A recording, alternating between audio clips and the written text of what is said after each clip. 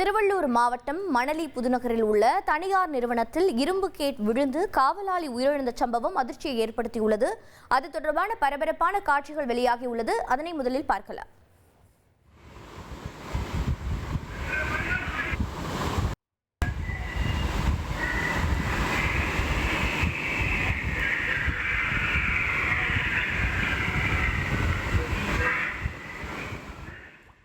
இது பற்றிய விவரங்களை செய்தியாளர் பாஸ்கர் வழங்கிட கேட்கலாம். பாஸ்கர், வணக்கம். உயிரிழந்த காவலாளியின் விவரங்கள் என்ன? தற்போது இந்த சம்பவத்தின் மீது என்ன நடவடிக்கை மேற்கொள்ளப்பட்டுள்ளது?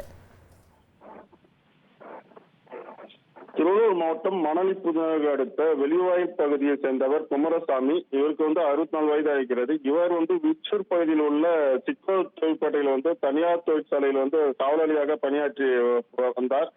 கடந்த 14ஆம் தேதி தொழிற்சாலையில் பணியில் இருந்த போது இரும்பு கேட்டை காவலாளி குமாரசாமி மூடிய போது எதிர்பாராத விதமாக கேட் சரிந்து காவலாளி மீது விழுந்தது.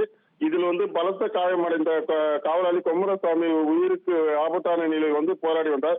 இந்நிலையில் அவர் ஸ்டான்லி அரசு மருத்துவமனையில் தீவிர சிகிச்சை பிரிவில் அனுமதிக்கப்பட்டிருந்தார். இந்நிலையில் காவலாளி குமாரசாமி சிகிச்சை பலனின்றி பரிதமாக உயிரிழந்தார். இந்த சம்பவம் குறித்து மணலி புதுநகர் காவல்துறையினர் வழக்கு பதிவு செய்து விசாரணை மேற்கொண்டு வருகின்றனர். இதனிடையே இந்த இரும்பு கேட்டு காவலாளி மீது சரிந்து விழும் அதிர்ச்சிகளை சிசிடிவி காட்சிகள் வெளியாகி பரபரப்பை ஏற்படுத்தியுள்ளது.